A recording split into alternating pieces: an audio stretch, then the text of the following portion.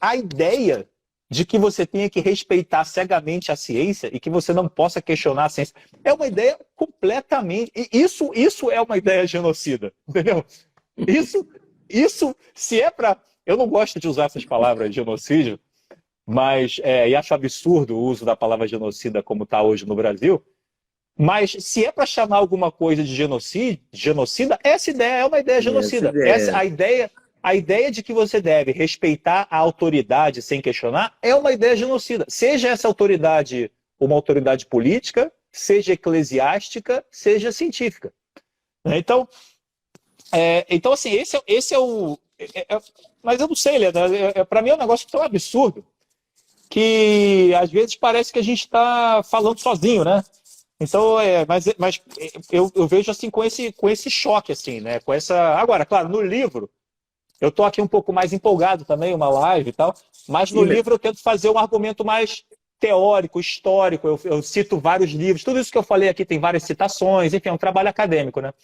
Sim, mas eu acho que a importância do livro é exatamente essa, é tocar nesse ponto, não é? Qual é o limite da opinião, da expressão, até onde você pode ir, quando é que você não pode ir, você dá todas as fontes. Se a pessoa quiser discutir, o limite é a lei, o paradoxo da tolerância, todos esses pontos, essas pontuações que você faz, né? Tem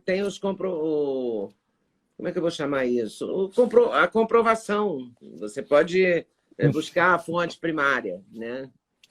Eu fiz questão assim de botar muita nota de rodapé no livro, porque eu imaginei que de repente havia muita crítica também. Então eu fiz questão de embasar bem os argumentos, né? De embasar bem assim na literatura. E até porque, por exemplo, eu falo muito de ciência, falo de vários temas diferentes, falo de história da mídia e tal. Então, assim, como são temas muito diferentes, eu tive que me apoiar em autores de áreas diferentes. Então, eu acho que é até um convite ao leitor aí que gostar mais de um tema, quiser explorar um tema mais especificamente, ele tem aí alguns direcionamentos, né? E por que você resolveu escrever esse livro? Qual foi assim, o start para você? Cara, então, o start, na verdade, ele foi o seguinte. Eu estava começando a escrever um livro sobre o progressismo.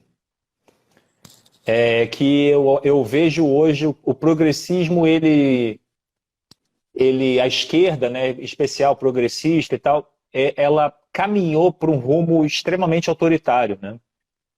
E eu queria entender isso, essa questão de política identitária, o politicamente correto e tal, que eu queria. Então era um projeto assim mais amplo. O E aí cancelamento. cancelamento, exatamente. E aí, para falar disso, eu tinha que falar de liberdade de expressão. E aí eu fui desenvolvendo, só que o capítulo de liberdade de expressão começou a ficar gigantesco. Tomou Então esse conta. livro... e aí, isso foi um trabalho de anos, né? E aí, mais ou menos nesse meio tempo, o tema da liberdade de expressão começou a ficar muito quente. Aí eu falei, cara, eu acho que esse capítulo aqui já não estava cabendo no livro mesmo, eu vou tirar esse capítulo do livro e vou reescrever como um livro autônomo, né? Então foi um pouco isso, tentando entender essa questão de cancelamento, de silenciamento. E é muito fascinante, porque assim, se você olhar, por exemplo, na história do século XX, os grupos que mais lutaram pela liberdade de expressão nos Estados Unidos, né, que tem a primeira emenda à Constituição, que é a emenda que garante a liberdade de expressão e tal, os grupos que mais lutaram, inclusive os casos originais de liberdade de expressão, eram de pessoas de esquerda. A esquerda foi a grande promotora do fortalecimento da primeira emenda ao longo do século XX. Então é muito curioso. É contraditório, né, também. É contraditório. A esquerda hoje abandonou completamente e hoje se inverteu. Quer dizer, hoje a direita é a defensora maior da liberdade de expressão e a esquerda é que cancela, que diz que se você é assim, você tem que pensar de um jeito, né? É uma coisa assim estranha, então, mas é curioso. Então, por isso, inclusive, que as pessoas falam assim, olha, então você acha que tem uma... Eu não acho que a direita defende mais. Olha, hoje sim, mas da mesma forma como se isso era invertido, pode ser que se inverta de novo daqui a 10, 20, 30 anos, Porque não foi sei. invertido. Nos anos o quê? Nos anos 80, eu me lembro que o ministro da Justiça era o Fernando Lira, pernambucano, eu acho que era anos 80 isso. Eu me lembro de ir no Teatro Casa Grande, Movimento Censura Nunca Mais, que depois, agora nos anos 2000, a ministra Carmen Lúcia, do Supremo, falou Cala a Boca Já Morreu. Cala a Boca Já Morreu, eu lembro né? disso. Isso tudo era... Quer dizer, parecia que a gente tinha resolvido essa questão. Até que o pensamento à direita, os conservadores ganham visibilidade e isso vira um pecado mortal. Exato. E aí... Essa virada por isso... é muito doida.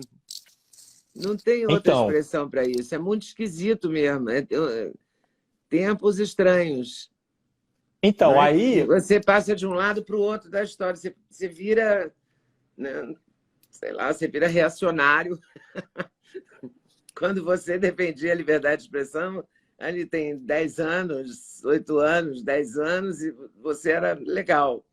E agora você não é mais legal. Você continua defendendo a liberdade de expressão. Exato, não, mas é o que você vê, por exemplo, até o caso do Glenn Greenwald, por exemplo. Eu cito alguns artigos do Glenn, que ele é um cara mais à esquerda, que defende a liberdade de expressão. Ele é completamente assim, ostracizado dentro da própria esquerda no Brasil, nesse tema, né? Nesse tema. E aí é o seguinte, Ledo, o que eu ia comentar é que isso que você falou, que tá tudo muito doido, né?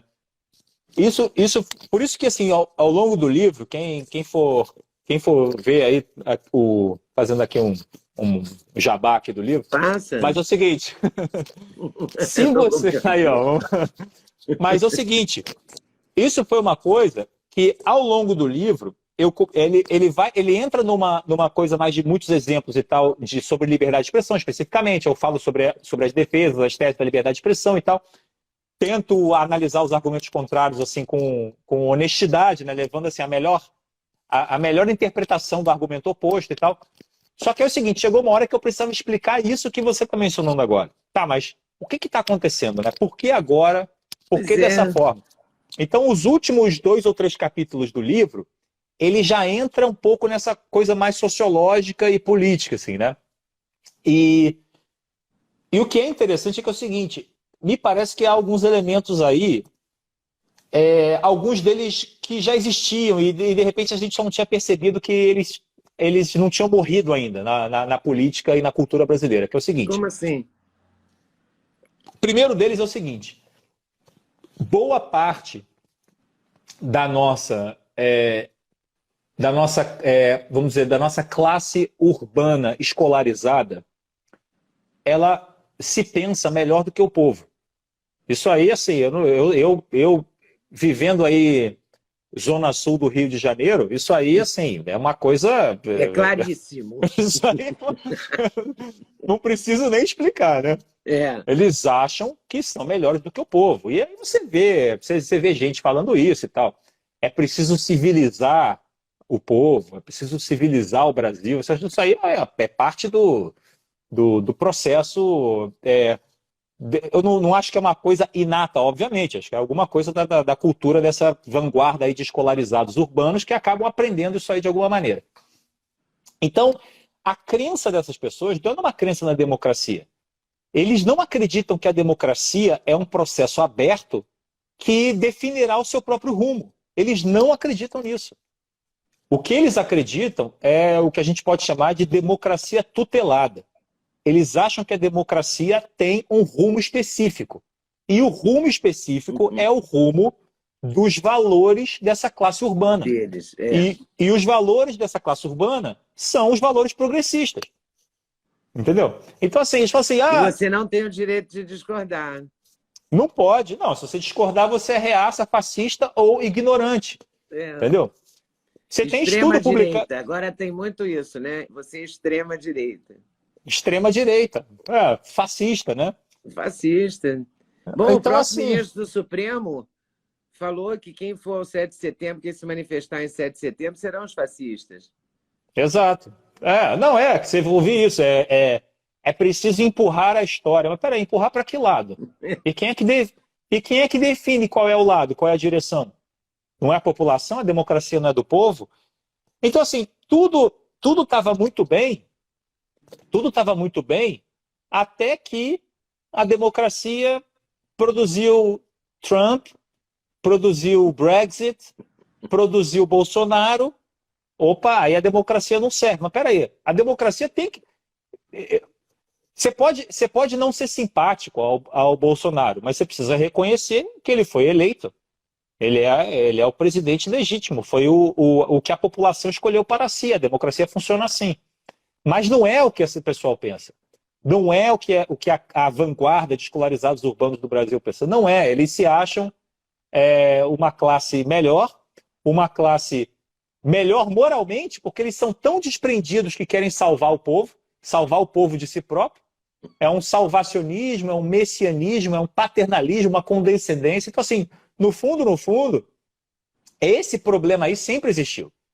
E aí, aplicado à liberdade de expressão, isso é muito óbvio. Quer dizer, você quer dizer o que o povo tem que pensar e o que ele pode falar ou não falar e o que ele pode ler ou não pode ler.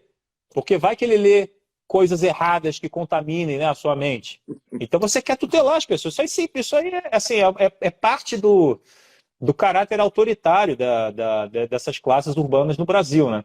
Isso é tão claro, isso que você está falando, porque estou me lembrando de um programa de televisão que eu vi uma atriz, que eu ia até falar jovem atriz, mas não é nem tão mais jovem, já deve estar com quase 40, em que ela diz para o apresentador assim, como é que nós deixamos o Bolsonaro ganhar? Isso. E você fica estarrecido olhando para aquilo e fala, mas que arrogância, né? Como é que nós deixamos, ela fala. É muito pirante isso. Como é que alguém pensa que deixa o outro? Quer dizer, é isso mesmo, eu tutelo você, eu penso por você, você tem que pensar o que eu te disser para pensar. É isso. Eu não Então, estou nem querendo defender o Bolsonaro, nada disso. claro. Mas eu estou contigo, sim, mas... não tem terceiro turno. Entendeu? Não tem nada. Não, mas e outra coisa, realmente, eu continuo achando que você pode concordar com tudo que eu falei e ainda assim não votar no Bolsonaro. Não tem nada a ver com votar ou não votar. Pode votar no Lula. Você pode votar no Lula. A questão para mim é o seguinte: você concorda que a democracia não tem um rumo definido por uma classe especial? Você concorda que quem define a democracia é o povo, que a democracia é do povo, pelo povo e para o povo? Então pronto. Então assim, se eles... E aí é o seguinte, se ganhou... Só que acontece, eles precisam da legitimidade do povo, né? Também não dá para ser tão cara de pau e dizer assim, não, somos autoritários mesmo. Então, você tem que ajustar a narrativa. Vamos tirar o povo disso, né? Mas aí, então o que você precisa dizer? Não, olha, eu gosto sim da participação do povo. Eu sou sim democrata, claro, somos democráticos. Nós somos a força do bem, né? O problema é que o povo foi manipulado, manipulação do Zap Zap, o problema é fake news, o problema é a rede social, o problema aí você... É a tia do Zap, é o robô. Exato. Né? Exatamente. Então aí começa esse festival de pretexto aí, né? Então, é por isso, inclusive, o título do último capítulo do livro é O Cativeiro da Bondade. Gostou do corte que você acabou de ver? Vale a pena conferir com certeza, né? Então vai conferir muitos outros cortes no canal de cortes Leda Nagli. É claro que a entrevista completa você vai conferir no YouTube Leda Nagli, canal Leda Nagli do YouTube, você não pode perder de jeito nenhum. Valeu, tô te esperando, hein? Vem nessa!